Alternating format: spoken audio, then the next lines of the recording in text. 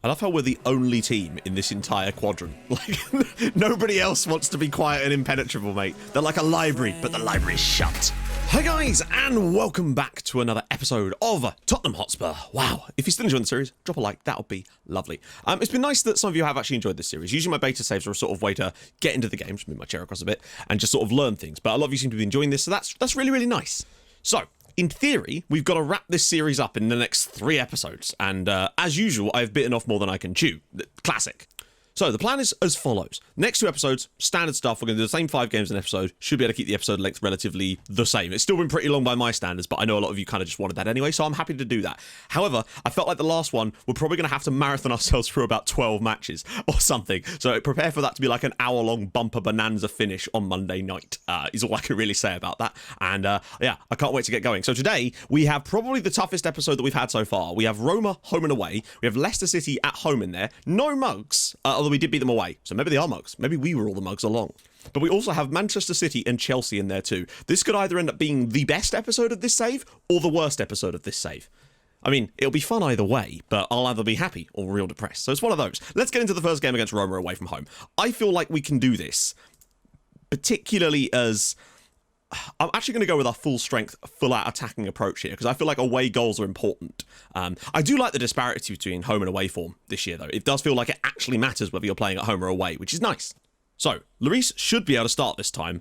The team should literally be a lot stronger. That is much, much more like it. Although Tanganga, he is developing really, really well this season, in fairness to him. I think I still want to go with the Lo Celso-Sissoko partnership in midfield. It seems to be one of my favourite things. Now, maybe I'm overrating Lo Celso's performances, perhaps. And I'm going to start Bale on the right-hand side as well. We're doing our best to rotate, but when we have as many games as we have, it really is almost impossible. Without dropping key players for very important games, that's the issue. So, that is a hell of a strong front line, though, and it's worked quite nicely for us lately. We're definitely closing in on a very strong team, but we'll see. According to my assistant, we're the underdogs. I don't know if that's true. We'll find out when we actually get to the game, though. In before we are very much the underdogs and get smashed. I do feel like, though, wide play could be quite important here. However, I'm going to give it a bit. Sissoko now. Back to Reguilon. Good ball. Oh, Matt Doherty, take a touch. Finishes it beautifully. Roma 0, Tottenham Hotspur 1. I feel like we could have had much better draws at this point, and that's what our reward for winning our group with an unblemished record was to get Roma in this round. But at the end of the day, if you're going to win these tournaments, you have to actually beat the best teams, and beating Roma now will set us up nicely for later on. Lovely ball in from Reguilon. Fullback to fullback, and Matt Doherty has drilled that home, and we've got ourselves a lovely early lead here in Italy. Good stuff. Well, it's been a pretty poor first half for the most part. Roma have arguably been the better side towards the end of it as well. But we have we've got the away goal and we have the lead, more importantly. I feel like provided we don't lose in Italy, I feel like we've got a great chance of winning the home leg no matter what. Spinazzola, that's a good bit of play from him and a good save from Lloris. Okay, we may have to change it at half time though. I need to make a second version of this tactic, but for now, we're going to head to the wide areas. Maybe turn off play out of defence actually. Also turning the play down to positive, just so that we're not quite overcommitting as much. They haven't been a Oh, wow, look at the space of Pellegrini. This has to be a goal and a great save again from Lloris. We are mugging them off a little bit here. This player's not over yet, but we do look more defensively stable from corner. Oh, nearly, as we nearly concede from one. Bit of pressure from us late on, though. Aurier, round the side for Lucas Moura. Oh, he scored! It's Roma 0, Tottenham 2. Well, the mugging is complete now. 2 away goals in Italy. Lucas Moura off the bench to replace Gareth Bale. Maybe just having a player on the right who's right-footed, and maybe not having inside forwards on both sides is actually the more... It gives you a bit more variation in places because more on that right foot can get into those sort of situations a little bit more. He can get down those wide areas, albeit he is playing as an inside forward still. Give him a bit of praise. Lo Celso's ball, and it's in! It's an own goal. No, it's not an own goal. Not an own goal. Wait, is it going to be a penalty to us potentially, though? It could be. It is. A penalty is... wow. The fortunateness of this game is absolutely ridiculous. Just give the goal. The ball's in the net, mate. Looks like it's come off his hand, but it's in the net. If Harry Kane scores this, which he has, and it's 3-0 to Tottenham, I feel for Roma. I really do. I'd be annoyed if we'd lost a game like this, that we played as well as they have, and lost 3-0 at home. But that has given us a great chance to potentially rest people for that second leg, which is all we really need right now, is the opportunity to do that. The game has at best been even now, and really most of that comes from the XG from the penalty. So, in all honesty, Roma have still been... Oh my god, it's 4. Lucas Moura... Wow, okay, so bringing Lucas Moura on seemed to be the go-to strategy there. He's grabbed himself a brace in the latter stages of this game, and all of a sudden we've gone from being nothing to being very, very much something. Makes you wonder if we could maybe start Lucas Moura in that position more often. That right foot of his is lethal, boys. I honestly don't know what's happened here. Oh, good lord. Oh, well, there's our defending coming back. And Edin Dzeko, yep. Thoroughly deserved goal from Roma. Thoroughly horrendous defending from us again. We were just like, we should probably give them one now. Like, Lloris, Bear in mind, my goalkeepers are set to distribute to fullbacks or centre-backs, and he's just randomly lumped it into the path of Lo Celso, which has caused that. Like, why? Hugo, decisions. Get better ones. Well, I mean, we can hardly complain. Look at this. We literally scored every shot on target. And, yeah, we didn't deserve to win that match, let alone by the scoreline that we did. It's completely fair to say. And if we get mugged off later in this tournament, we have no reason to complain. Bloody hell. That is a great result for us, though, what I will say. Right, Leicester next. I love how we're the only team in this entire quadrant. Like, nobody else wants to be quiet and impenetrable, mate. They're like a library, but the library's shut. Something I've been thinking about doing is either personalising the role so that when Lucas Moura here, he's a winger, or just playing him there as an inside forward. He actually seems to flourish there, even though he's on his wrong foot. It's like because he tries to play an inside forward role on his right foot, he seems to get into these weird positions quite nicely. And I wonder if it's actually working as badly as it sounds. I'm going to start him over Bale for today, just based on his performance in the last game. Reguilon has to not start because, well, Davies is going to have to come in. Harry Kane, again, is going to have to start. We'll rest them for the second Roma game. That's going to be our rest day, although Lo Celso does look like he could do with the rest, so maybe Ndombele today. And unfortunately, I would put Lo Celso in Dele Alli's spot, but I don't think we can get away with that one. Bergwijn nearly back, and Lamela too. Excellent news. So at home to Leicester, I see no reason why we can't win this home game, but we have been a bit iffy at home lately. Well, we had that one home defeat to Sheffield United, didn't we? We just need to carry on pick up where we left off, quite literally. Bit of a subdued first 20 minutes of this match. Although, intercept, here we go, a bit of a breakaway chance for us. And look at the space for Son. If Moura can find the pass, which he has, Son with a fun touch, and shot. Oh, no. Okay, we're building up a bit more possession now. Oh, nice ball in again. Lucas Moura. Yes, there he is. The hero of the hour. Tottenham 1, Leicester City 0. Lucas Moura's 12th goal of the season. I like it. I think when he gets into those positions on his right foot, he can shoot across the goalkeeper without having to change his body shape to open himself up to sort of fan it to the far post. Lovely ball from Matt Doherty, by the way. That is sublime. Great first touch from Moura to take it past and a very tight angle. Pops it home. And maybe this is the approach to go for further on. Maybe Gareth Bale is not the man. I mean, he's absolutely the man, but maybe not for the style of tactic we're actually playing. Even though, the thing is, I feel like if I changed Moura to being a winger, he'd lose the effectiveness he's getting right now because he wouldn't be in that position. He'd be sitting much wider. Long way to go still, though. Son's ball, and Harry Kane has hit the crossbar now. Should have been two. I've brought Gareth Bale on to replace Son because he's knackered, and Bale's the only real opportunity we've got here. And again, it would put Bale into a similar position as Lucas Moura is on the other side. And I just want to see how he performs there. I am concerned that there's going to be a goal coming out. Oh, well played. Well played. And now it's Bale. In on his left. Methinks we might be onto something here. Tottenham 2, Leicester City 0, Gareth Bale's third goal of the season. I like inside forwards. I do. But what I really like about inside forwards is more the positions they get into than actually having them on the preferred foot for the inside forward role. And getting him on his correct foot here, with those little shots across the goalkeeper, seem way more effective than... I think there's just one less touch required. I'm not rediscovering the wheel here by any means, but nevertheless, I like figuring things out for myself. Very, very good performance indeed. Almost bang on the XG, really, of what we would expect from this game. Spectacular from basically everybody involved. Just a really solid performance. And that's a good win. Moves us into the top 4, I think. No, it actually doesn't, as Arsenal only drew, though, as Brian Brewster was able to equalise before Norwood was sent off. So we now sit a point behind Arsenal with that game in hand, and we keep creeping towards them. We're now 6 clear of Chelsea, though, which is good, with a game in hand as well. 2 clear of Everton with 2 games in hand. I think top 5 is looking very much definite, but it's just getting into that top 4 that's going to be the problem, because there's so many decent teams at the moment, and Newcastle.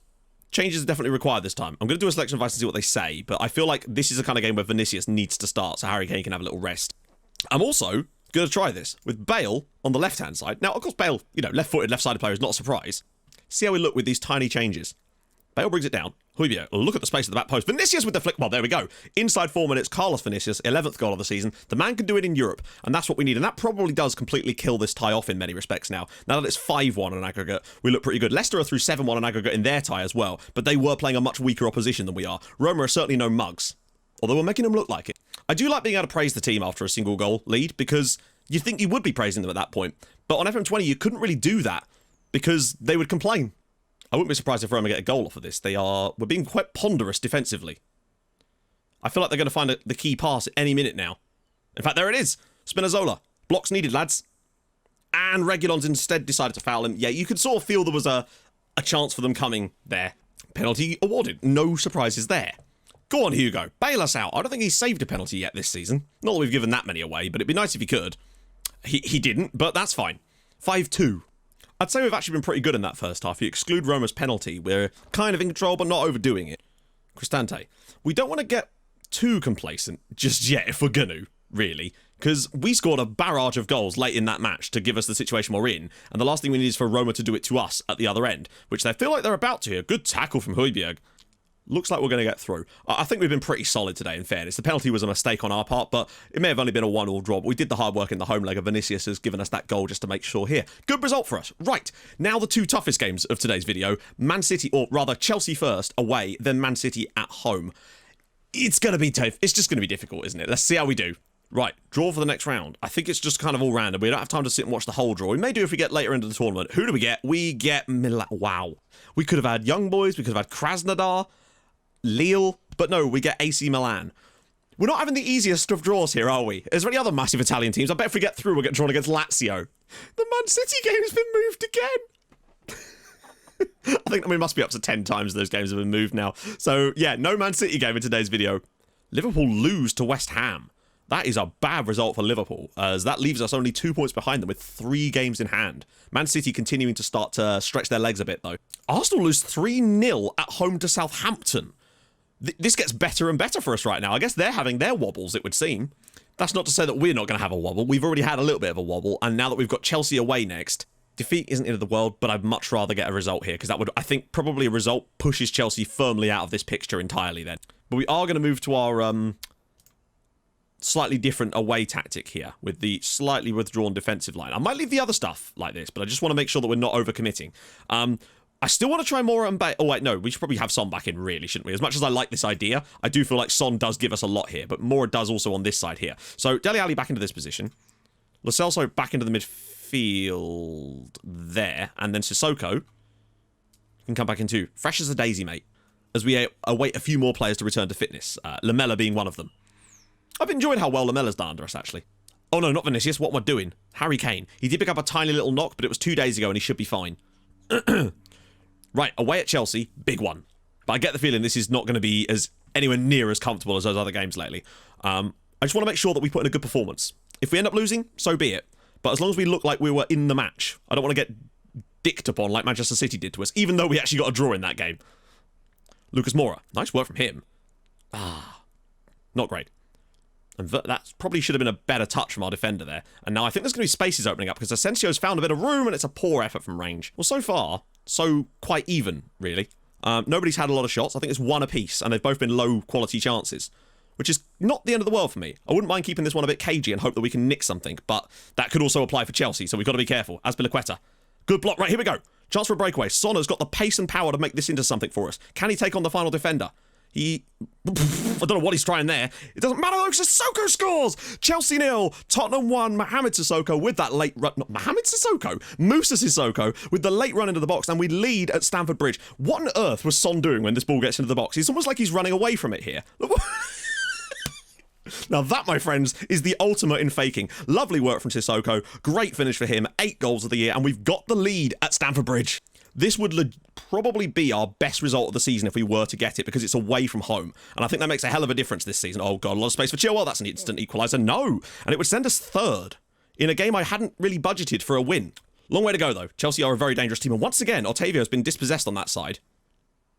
That's happened a few times, but once again, poor passes to that wide area. And now Werner's in behind, and that's what a tackle.